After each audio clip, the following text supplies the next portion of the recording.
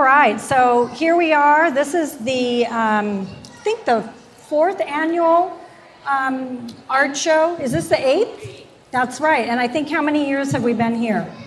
Maybe 3?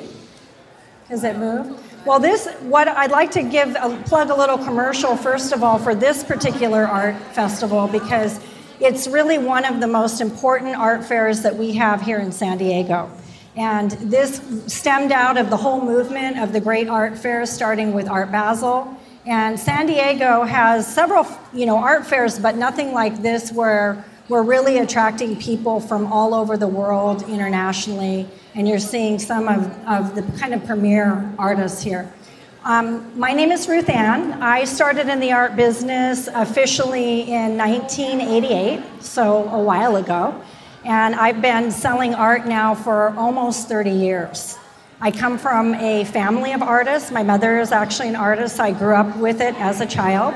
And I didn't really think anything about it when I was a kid, and I didn't want to be involved in the art business, primarily because when you're a kid and you're going into your mom's studio, and she is a product of the 60s, and she is a woman's liber, and all you're seeing are paintings of vaginas, you're kind of like, I really don't know if I want to go that route. So fortunately for me, she has evolved, and now she's doing florals. It's much safer. But what I wanted to do before we got started, this particular talk is supposed to be related specifically to the thresholds that artists have to overcome in order to become well-known as artists, to create a collection of work that resonates with collectors or the buying public. But before I got started, I wanted to kind of find out who's here in the crowd. So how many of you beautiful people are artists? All right. And how many of you are collectors? All right, we got a couple of collectors here. I wanted to start out really talking about the thresholds that artists cross in order to create collections. So there's a couple of different ideas on this. There are 2 different artists out there. One artist is of the mindset that they are going to create strictly for themselves, meaning that they have decided that whatever subject matter, whatever medium they're working in, it is purely and most importantly about their own personal experience with the art, and also about what they enjoy at the end of the day. So they'll look at a canvas and they'll say, wow, I really, really feel good about this, or a sculpture or whatever. And if other people like it, all the better. The second group of artists are artists that equally enjoy the process, but really are looking to create a platform so that they can be well known, they can become famous, and they can make a living off of their artwork. And there's no judgment on either. I mean, there are a lot of people who have judgment. I'm not one of them. I'm like, hey, it's a free world. Whatever you want to do is fine, But those are 2 very different ideas. So thresholds for artists on those 2 platforms are going to be very different. The first artist, obviously, is going to create for creation's sake. The second artist is going to have to go through some successions of things in order to reach their goal of becoming successful, famous, and having the ability to really put food on the table.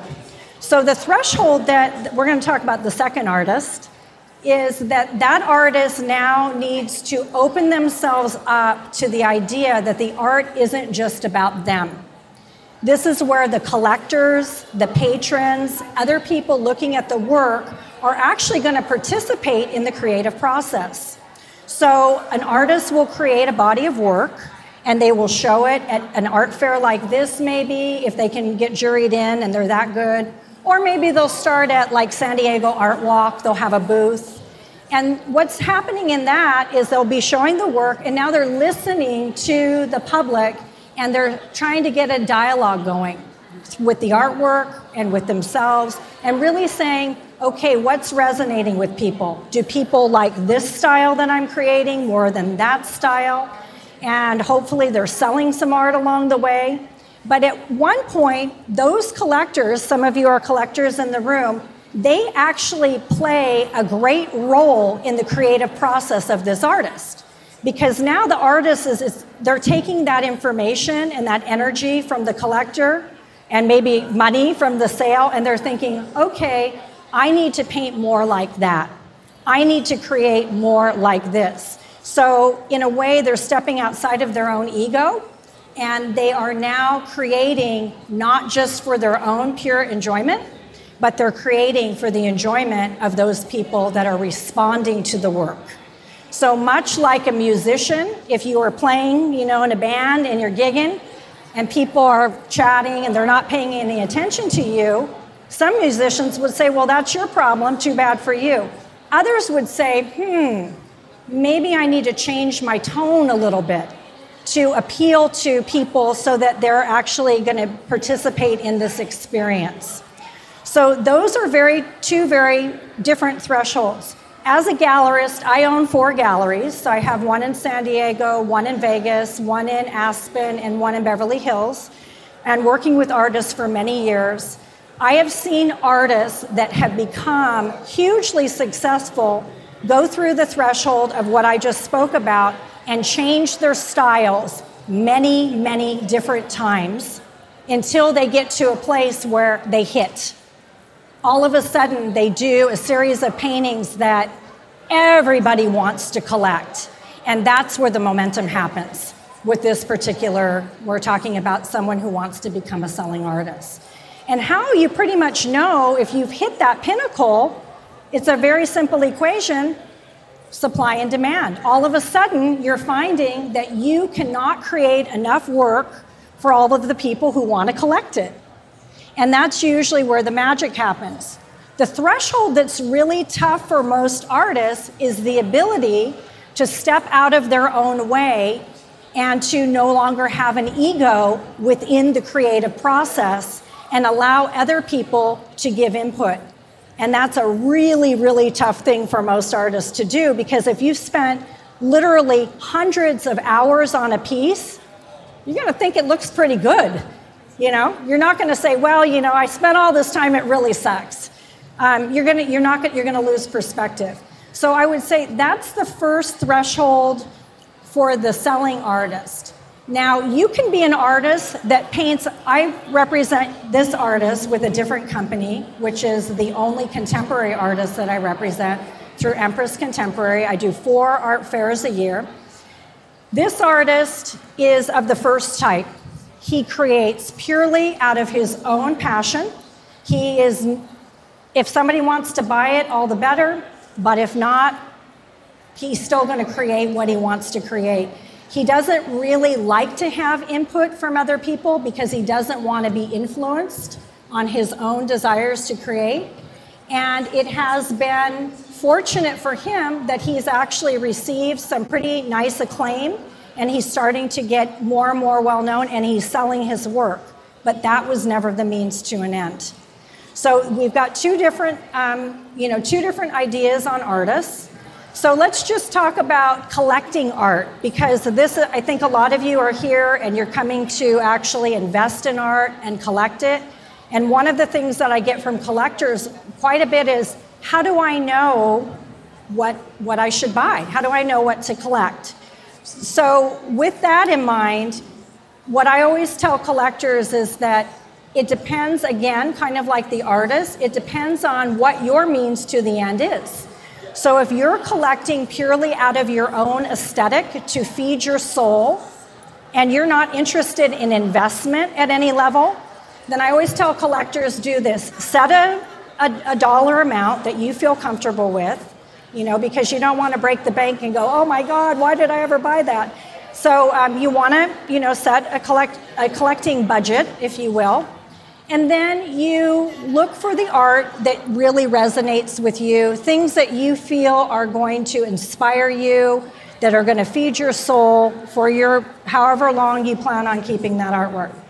If you're looking, and most collectors are, like I have a certain dollar amount that I give myself to just purely love it, and I don't care. If I love it, I'm going to buy it. But there's also a dollar amount that if I'm going to spend X amount or above, I want there to be some investment quality in that art. So now we've got a different view on art. One, I have to really like it, and it still needs to inspire me. But if I'm going to spend that kind of money, I have a daughter, and I'd like to be able to give her that artwork as a legacy. So I want it to continue to be valuable. So what you want to look at then is really one thing. How important is that artist in the art world? And it's a very easy equation to look at. So there's two different realms within the art business. There is the contemporary, high-end, blue-chip art scene, and I'm going to talk a little bit about that. And then there are galleries that are run, kind of like me, mom-and-pop galleries that are still representing international artists, but at a different level. So a gallery like mine, the artists that I bring in normally are artists that you're going to find in other major cities and in other fine art galleries. So when you're walking into one of my galleries or I walk into a gallery, I'm seeing artists that I recognize because I've seen them at other galleries.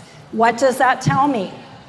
Tells me if people are paying high rent, they have artists that are in high demand, okay? Because you can't afford the high rent unless you have selling artists, right? So now we're talking about investment quality art. So now you're seeing these artists and they're becoming well known within the art world. There is a supply and demand for their work. There's a large collector base, and they become somewhat household names within the art industry. So those are the artists, especially if you can get artists that are, I'd say, from maybe the age 35 to 60, that are working artists, and they are in many galleries, that those artists are going to be artists that aren't going anywhere, primarily because they're well known. They've established themselves within the art market. So you can feel pretty good about putting some money down on those artists, opposed to when you go to Art Walk and you have someone that isn't ever shown in a gallery. Those are really not something that I would say, I mean, you never know, but based on just the marketing and the notoriety of the artist, that's not something that's necessarily going to be an investment. Now, the other type of galleries, the blue chip galleries, they operate on a completely different level. So those galleries are really operated more on an academic level. So they're looking for artists that went through the major art universities, academies, and had their passport stamped by the right people as they were coming up the league. So they may have had academic shows within the university that they went to. They've had professors write things about them saying that, you know, they're creating something that's new and unique. Then they go on maybe to do a local museum show. Art critics are writing about them. And they may not be that prolific where they could be in 20, 25 galleries. They may only be in 3 galleries, but it doesn't matter because the right people have given them the right endorsements on their artwork. And the people who are the 1 percentile of our world who are flying the Learjets, they also have given their endorsement with their Black American Express card. So now you've got a whole nother different chain of how artists become famous and become well known. And so we could talk about that all day, but we're not going to get into that, right? So as a collector, again, we're talking about thresholds. I think it's important that you decide when you're building and curating your collection what the means to the end is. Is it strictly aesthetic? Is it strictly to feed your soul? Or do you want to collect something that has the potential to go up in value, something that you can pass on to the next generation? If that makes any sense. So really, when it boils down to, when it's all said and done, what makes art famous is the fact that it is exposed. Like, how many of you know who Picasso is? Right? And why do we know that? Did any of you grow up with an original Picasso or a print in your house? Maybe some of you were lucky. I didn't. But we know who Picasso is. Why? because he created over 1,000 works a year. He was hugely prolific. So a lot of people, if there's any Kincaid collectors, I hear people coming in kind of like with their tail between their legs. Oh, what do you collect? I collect Kincaid, sorry. I'm like, you shouldn't be sorry. Because just because Kincaid became highly commercial, we all know who he is.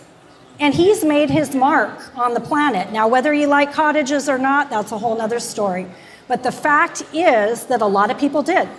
And he became very, very famous. And I guarantee you, when we're all gone, they probably won't know who we are, but they'll know who Kincaid is, because he made an impact in the name of art.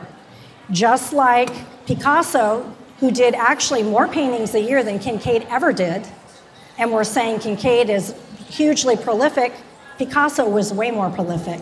He did posters, he did prints, I mean, they're everywhere, but yet they're super, super valuable. So art becomes famous because artists become famous. And so if you're an artist, and I'm going to bring it back, and then I'm going to ask you for questions. I know this is a lot. They didn't give me a huge window here. If you're an artist and your desire is the second category, that you want to become a selling artist, you want to become successful, then my recommendation is you need to be willing to do a lot of different styles, maybe, different creations, and you need to be willing to listen, not to your friends and family because they're going to love everything you do, but actually get out there, expose yourself to people who don't know you. When you have a booth, don't tell them you're the artist. Tell them you're the sister, or you're the cousin, or lie to them, because you want the real exposure. Or have a friend go and sell your artwork, so you're really getting the input. Ultimately, the only input, in my opinion, that really counts if somebody really likes your work is they're pulling out their pocketbook, right? That's the real input. I love your work enough that I'm going to get behind it and support it.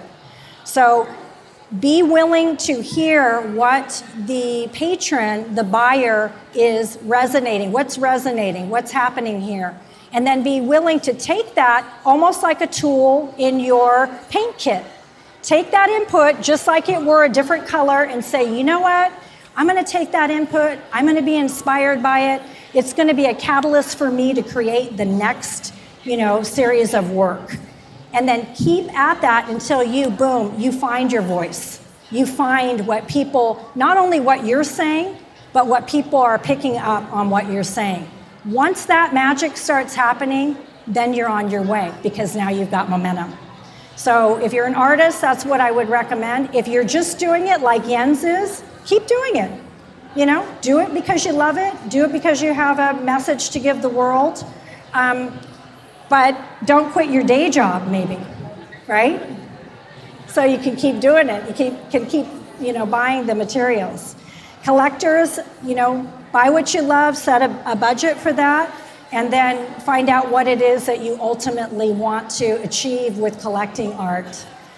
So that's my speech, my pitch. Are there any questions? I'd like to open it up. Yes. What do you think about?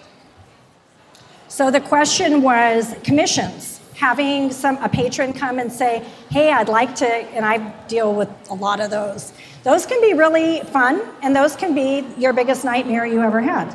And so, yeah, they run the spectrum. But people will come to the artists that I represent. They'll say, oh my gosh, I would love for you to do, I need something in this space. I'd say the first thing is, as an artist, make sure you let people know that you're the artist. So if they have something in their mind that they want you to create, they need to go get some brushes and create that thing. But if they want what you're creating, but they just want it to be a different size, they need to be able to give you the artistic license to create, because if they're truly in love with your work, and those boundaries need to be really explained when you're doing the commission. And and a lot of times clients do get involved, in the commission process, where they'll say, oh, can you add a little bit more red, these kinds of things. And I think they're, most artists they get excited about a commission. So I think commissions are great as long as they stay, the artist's work and they're not becoming illustrators for somebody else's thoughts in their mind. Any other questions? Just relating to art. But hopefully that gives you a little snapshot on how artists become famous. Really what it comes down to is if you want to become an artist that's well-known, shown in galleries, you've got to find the magic equation that resonates with a lot of people.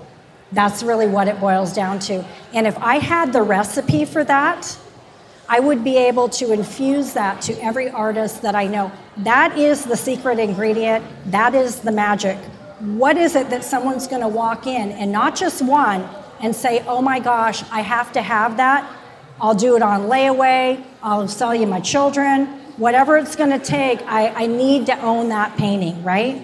So once you figure that out, and it's just like anything, it's a recipe. You've got to go through the process of finding out that. And once you do that, then it's off to the races. Because I see artists that struggle, they finally figure out what it is, and then it's on. Yes? In regards to relationship. I think that's a really, really good question, and it's kind of a deep one. The question was, what about the relationship between the artist and the patron or the collector? And how, that's a little bit of a difficult thing because I think it's important. And what I really love, I represent all living artists. I mean, the one thing is the dead guys, they're a lot easier to get along with, and the living ones, it can be touch and go. But the beauty of, I think, that relationship is that people get to be part of your history, meaning that you're alive, they're alive, we're all living in this one little chapter of history, this little commercial we have. You guys are here, I'm here, the artists are here, and we basically are making history by the artist painting, and we're supporting the artist, and we're going to all be gone one day, and that art is going to remain, and it's going to remain as a legacy of what was happening in 2016. And we're going to be gone. People are going to look back and they're going to go, oh, wow, let's look at the art. That's what was happening. So we get to know the artist, and so that's an important equation. However, it's also important that there's some boundaries between the artist and the patron. Because what happens is, if an artist and the patron that relationship becomes too close, sometimes patrons can take advantage of that relationship and want more from the artist. And the artist really needs to have the ability to pour out all of that energy on the canvas. So that's where the art dealer comes in. And that's why it's important for art dealers. That's why we have jobs, is because we're a buffer. We are really the advocate for both the patron and the artist. We kind of stand in the gap. We marry people together. And we also really do a very good job of allowing the patron to meet the artist within the proper context, if that makes sense. Absolutely, I couldn't agree with you more. So basically what he said was, artists really are horrible business people, most of them.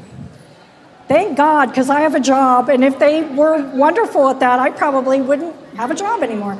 But truly, I do think that what you bring up, I really do believe most artists should spend their time creating. We're talking about left-right brain function here, and the artist really needs to be in that right brain. That's where the creativity, that's where the originality comes from, and that is really the soul of the artist. So when an artist starts switching over to the other side of the brain, numbers, marketing, exposure, all of that, it really can screw an artist's mind up because they get stressed out. It's just too much to deal with, too much information. So the relationship between an artist and a gallery or an agent is very important.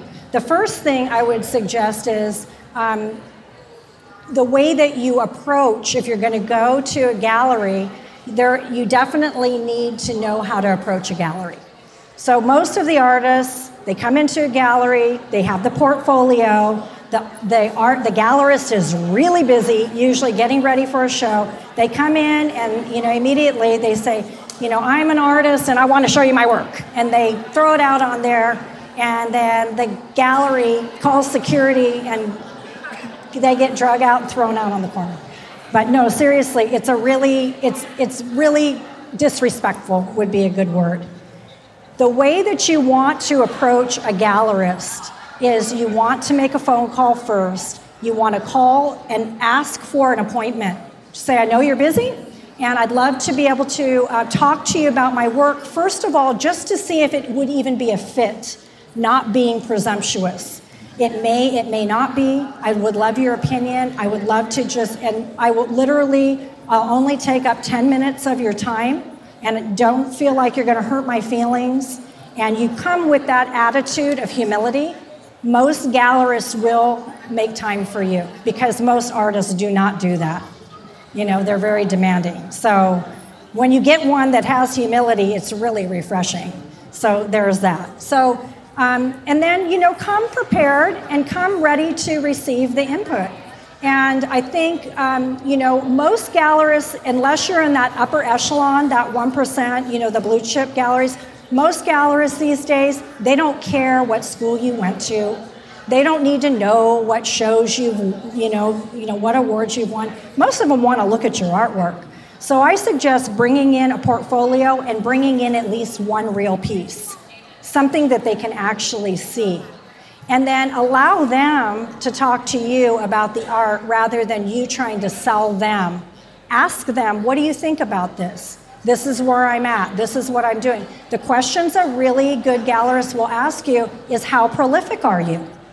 I mean, if you're answering, well, I did this one painting this year. It took me all year to do it. It might sound good to a collector. Whoa, it took them all year. But, I don't know if any of you are old enough. Does anybody remember the Bay City Rollers? Okay. All right. One hit wonder, right? Were they the Beatles? No, they weren't. And how prolific are the Beatles? They write one hit after another. So when I see an artist that is doing one painting a month, unless it's like, Rembrandt or something that takes tons of layering, I'm thinking, where's your creativity, man? Like, I need to see you actually be able to create because you've got so much to say and you're so talented, right? So they're going to ask you how prolific they are, because if they get hot on your work, they need to know that you can create. So those are some of the questions you need to be ready for. How prolific you are, what other galleries you're in, that's a very important thing. Are you willing to do commissions? That was a very good question that was asked. Are you willing to put the work to begin with on consignment so that they can test it out? All those things are going to be really important for a gallerist. And I think the most important thing is your personality. Are you going to be HM, high maintenance? Because if you're going to be high maintenance, you better come with a Rolodex. You've got to say, I'm selling so much artwork and I'm going to be high maintenance. Then I'm like, okay, I could probably deal with that. But if you don't have any collectors and you're not bringing anything to the table, you haven't earned the right to be high maintenance yet. So later you can be high maintenance. So hopefully that answers your question on that one. And that's a whole nother discussion. Anything else?